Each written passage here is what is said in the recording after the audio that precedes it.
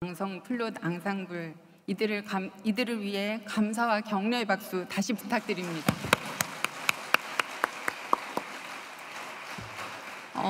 정말 두 번째 곡은 그 찬양의 고백처럼 저를 이렇게 세웠던 것 같습니다. 네, 기도하던 저희가 벌떡 일어나서 앉아야 될 것 같더라고요. 올 여름 많이 힘드셨죠? 이번 여름은 저에게도 정말 인내의 시간이었습니다. 여러분, 여름 나느라 수고 많으셨습니다. 이제 가을입니다, 여러분.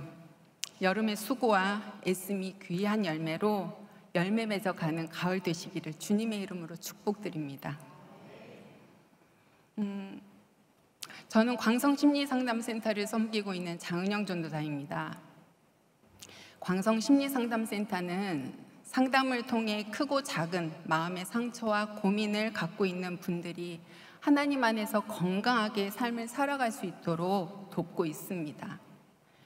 상담센터에는 저 외에도 11분의 상담사가 개인 상담과 부부 상담, 또 모래놀이 치료를 하고 있습니다.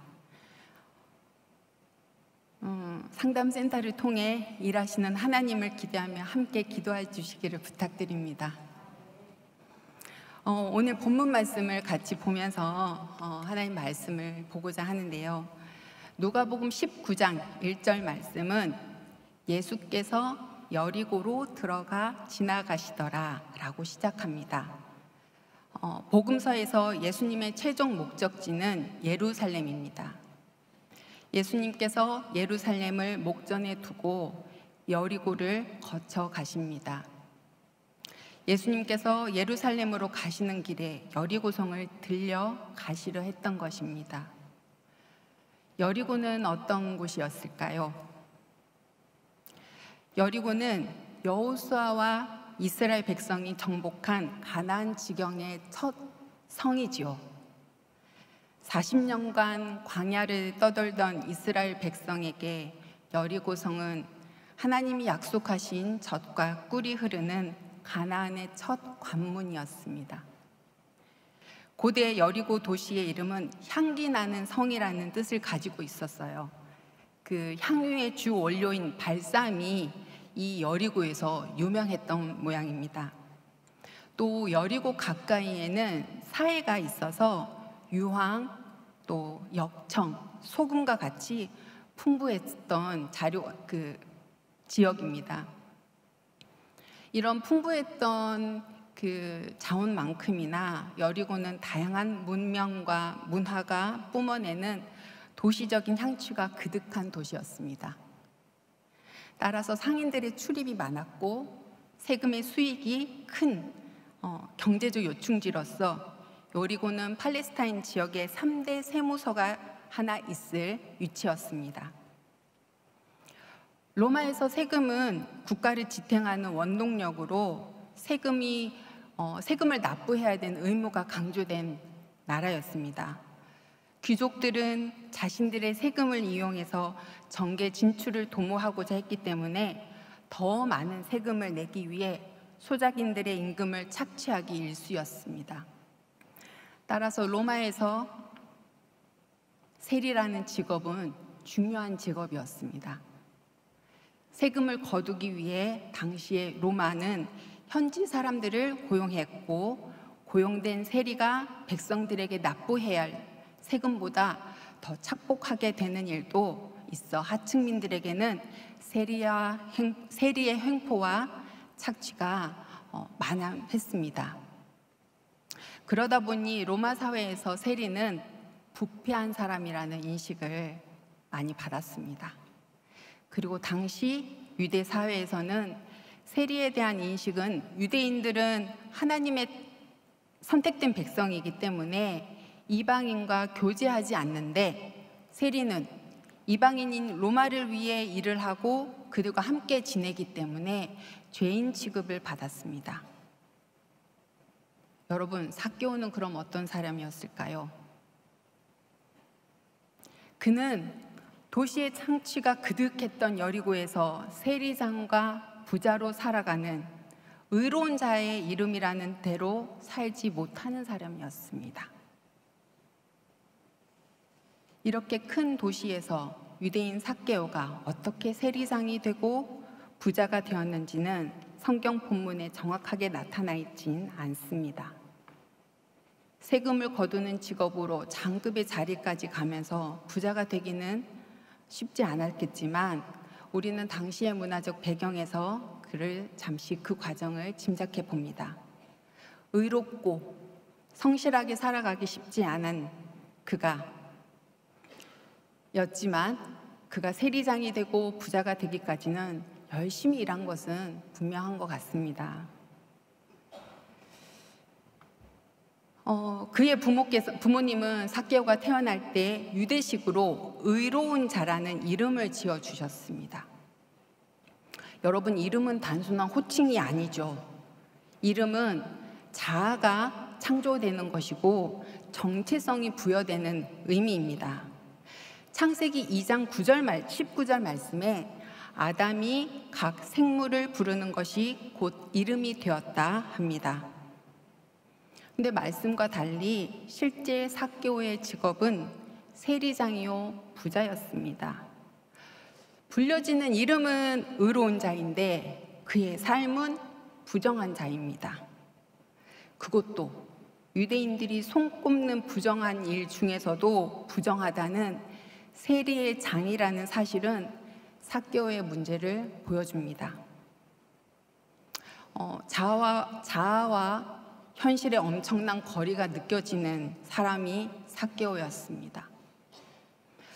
여러분, 이름은 정결한 자인데 현실은 부정한 자, 그게 삭개오의 현실이었습니다. 이 말은 의로운 자라는 자아 정체성을 가진 삭개오가 이름과는 정반대의 삶을 살고 있으니 자아를 잃어버린 자가 삭개오요, 건강하지 못한 자가 삭개오요, 죄인인 삭개오입니다. 그런 삭개오가 예수님을 보고 싶어 했습니다. 맞습니다. 삭개오는 예수님이 누구인지 보고자 했던 사람이었습니다. 말씀에 삭개오가 무화과 나무 위에 올라가죠. 그 당시에 어른이 나무 위에 올라간다는 것은 상상하기 어려운 굉장히 우스꽝스러운 일이었다고 합니다.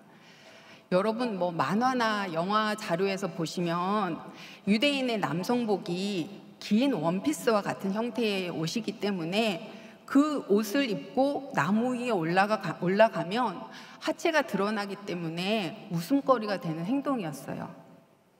그래서 나무 위에 올라가는 행위는 어린 아이들이나 하는 행동이었습니다. 더군다나 유대 사회에서 나무에 매달리는 것은 하나님의 저주로 상징되었기 때문에 나무에 올라가는 일은 그 시대의 사람들에게는 수치와 저주의 의미였습니다. 삭개오는 예수님을 보고 싶었으나 3절, 키가 작고 사람이 많아 할 수 없다고 말합니다. 삭개오의 키가 작다는 것은 다른 사람들보다 뛰어나고 싶은데 그럴 수 없었다라는 욕망을 은유적으로 비유한 것입니다.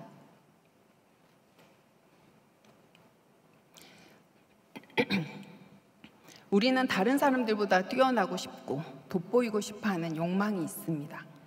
이러한 욕망 때문에 사람의 자신의 참 모습과는 달리 자신을 화려하게 포장하고 부풀려 보이려고 노력합니다. 삭개오라고 다른 사람보다 뛰어나고 싶은 욕망이 없었을까요? 유대인임에도 불구하고 세리장이 된 것을 보면 다른 사람보다 뛰어나고 싶었던 욕망이 컸던 자였습니다. 여러분, 욕망이 커지면 커질수록 우리는 공허함과 좌절감 그리고 외로움에 시달리게 됩니다. 커지는 욕망만큼 삶의 평안을 잃어버리게 됩니다. 삭개오의 공허함과 외로움이 세리장이 되고 부자가 되는 것으로 채워졌을까요? 자신의 자아와 동떨어진 삶, 생명의 근원으로부터 멀어진 삶의 공허함과 절망감을 이 자리에 앉아 계신 분들은 아실 겁니다. 삭개오는 예수님께로 가까이 가지 못함을 사람이 많아 할 수 없어 라고 말합니다. 마음의 공허함과 갈증이 있음에도 예수님께로 다가가지 못한 그는 결국 삭개오를 맡고 있는 다른 사람들 때문이라고 말합니다. 삭개오는 다른 사람들보다 뛰어나고 싶은 욕망으로 열등감을 가진 존재이고, 그런 그를 위해 아무도 도와주지 않는 주변 환경에 대한 화와 절망감으로 눌려있는 존재입니다. 본문 3절에 삭개오가 예수가 어떤 사람인가 하여 라는 구절은 삭개오의 단순한 호기심이라고 할 수 없습니다. 그가 세리장이고 부자이지만 결코 채울 수 없는 영적인 허기, 부족함이 있었음을 의미하는 것입니다.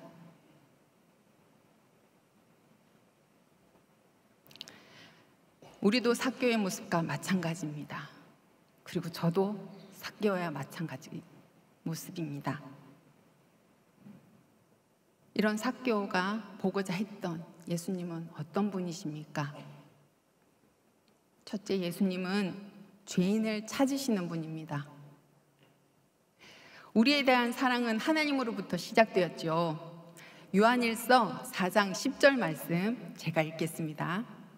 우리가 하나님을 사랑한 것이 아니요 하나님이 우리를 사랑하사 라고 말씀은 고백합니다. 이는 우리가 하나님께로 가는 것이 아니라 하나님이 우리에게 오신다는 사실입니다. 하나님으로부터 시작된 사랑은 우리의 모습이 가난하든 부자든 유명한 자나 무명한 자나 상관이 없습니다. 하나님이자 곧 그의 아들이신 예수님이 곁에 있던 무리를 두고 나무 위에 홀로 있는 삭개오에게 찾아오셨습니다. 예수님의 시선은 언제나 가난한 자, 눈먼 자, 포로된 자, 눌린 자에게 고정되어 있습니다. 예수님의 시선은 자신의 정체성대로 살지 못하는 자들에게 향해 있습니다. 예수님의 시선은 몸과 마음과 그리고 영혼이 건강하지 못한 죄인들에게 있습니다. 본문 10절에서는 이런 상황에 놓인 사람들을 잃어버린 자라고 통칭하고 있으며 우리도 잃어버린 자에 속합니다. 본문 5절 말씀에 예수께서 그곳에 이르사 쳐다보시고 이르시되 삭개오야 속히 내려오라. 내가 오늘 내 집에 유하여야 하겠다 하시니, 예수님의 말씀을 듣고 급히 나무에서 내려온 삭개오는 자신의 집으로 예수님을 모셨습니다. 예수님은 삭개오의 집에 가셔서 식사를 하시고 이야기도 함께 하시고 잠도 함께 주무셨습니다.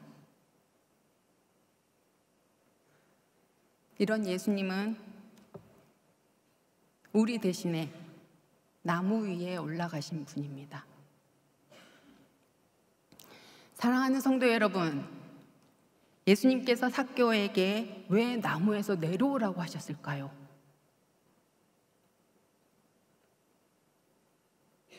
우리는 하나님 앞에서 죄인입니다. 죄의 삭은 사망이죠. 죄를 사면하기 위해서는 그에 상응하는 값을 치러야 합니다. 우리는 우리의 죄에 대한 값을 치러야 하지만 우리가 죄인인 신분이기 때문에 우리는 죄값을 치를 자격이 못 됩니다.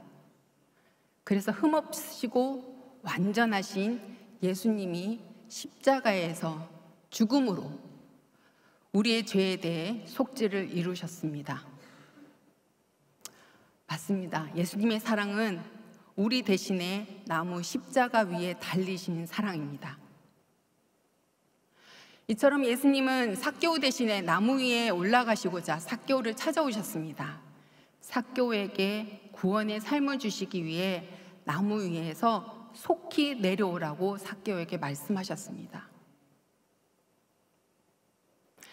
10절 말씀에 예수님께서 온 것은 잃어버린 자를 찾아 구원하려 함이라라 합니다. 구원을 받기 위해서 우리가 할 일은 아무것도 없습니다. 삭개오와 같은 우리 인간은 하나님을 직접 찾아갈 수 없는 한계를 지닌 존재입니다.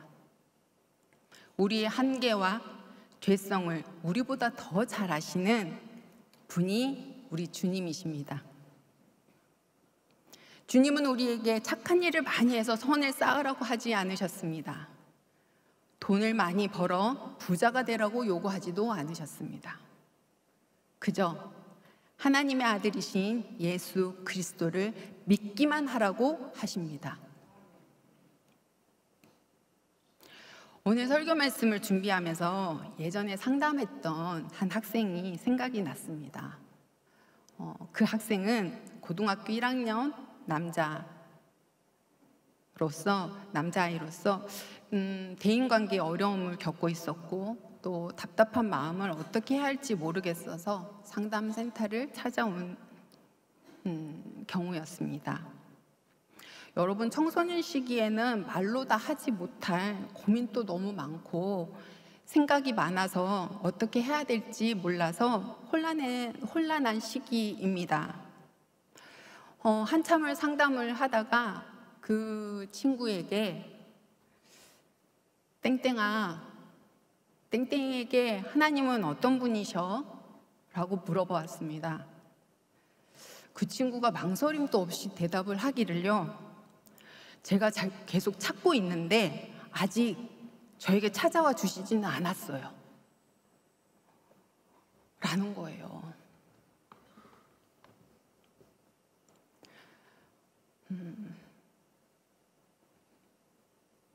상담을 마친 후에도 마음에 이 말이 계속 남았습니다.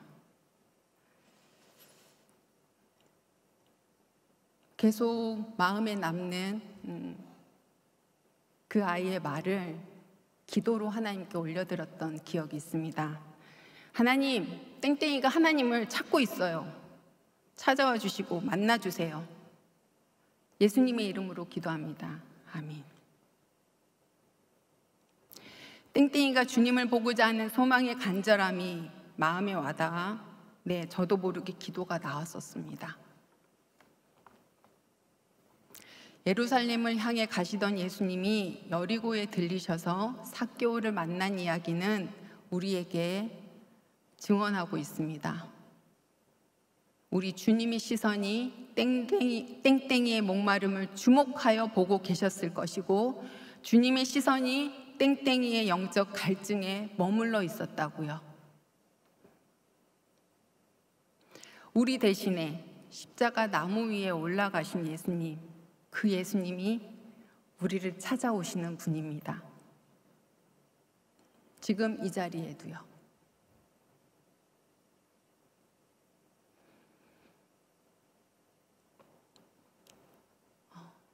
그 예수님을 바라는 소망으로 이 시간 다 같이 믿음으로 이 시간 기도드리겠습니다.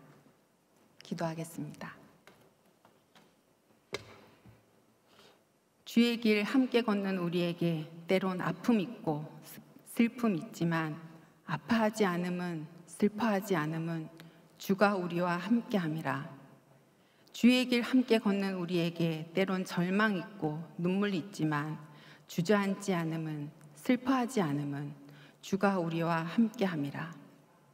하나님 아버지, 길을 걷다가 넘어지기도 하고 다치기도 하지만 우리는 주저앉지 않으렵니다.